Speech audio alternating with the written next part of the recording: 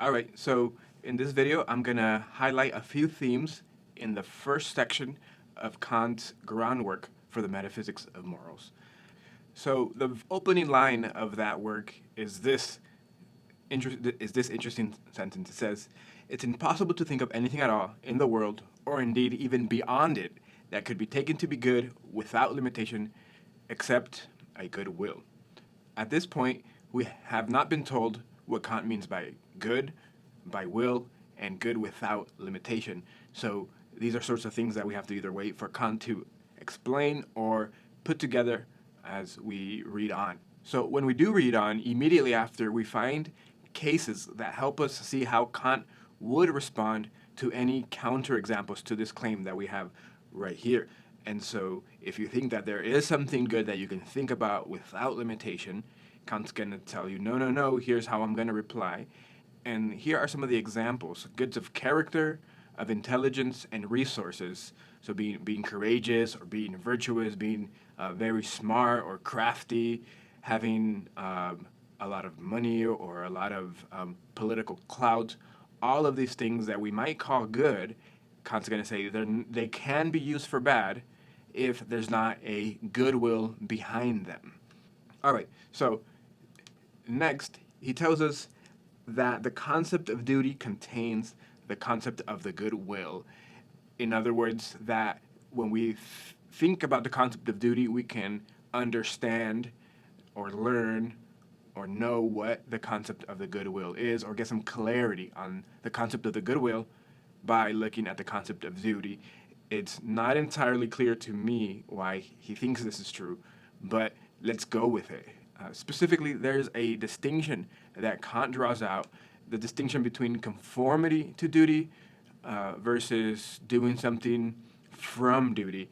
And I'm actually going to move the camera over, and I'm going to draw you this simple little picture to hash this out. Okay, so I have before you two beautiful stick figures and a duty that they both have, the duty to not litter. Now, this person has a piece of trash and doesn't really care about their duties and just threw it. But by luck, the wind pushed the trash into the trash can so that their action conforms with the rule of not littering. But they didn't care about it at all. They didn't intend, they didn't want, they didn't will for their trash to go in there. They just happened to conform to littering. This stick figure person, by contrast, does care for littering and said, it's my duty not to litter, so I'm going to go ahead and reach into the trash can and make sure this trash goes in there. And Kant is saying that there's this difference, conformity with duty and doing something from duty, such that you might say, well, overall, in some sense, it's good that the trash got in the trash can, but there's a distinct kind of good in this situation, that the person does the right thing for the right reason. And Kant says that is the concept of a goodwill. Kant gives various other examples, but one that's worth pointing out is the idea of helping people.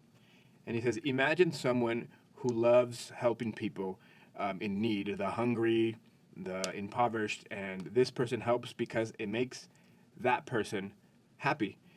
And Kant is saying, if this person helps just because it makes him or her happy, then they're just conforming to duty. And it might be a good thing, but it's not going to be as good as if this person helped because they were doing it out of a response to one's duty. Okay, I'll go ahead and pause there. You let me know what you think about this distinction.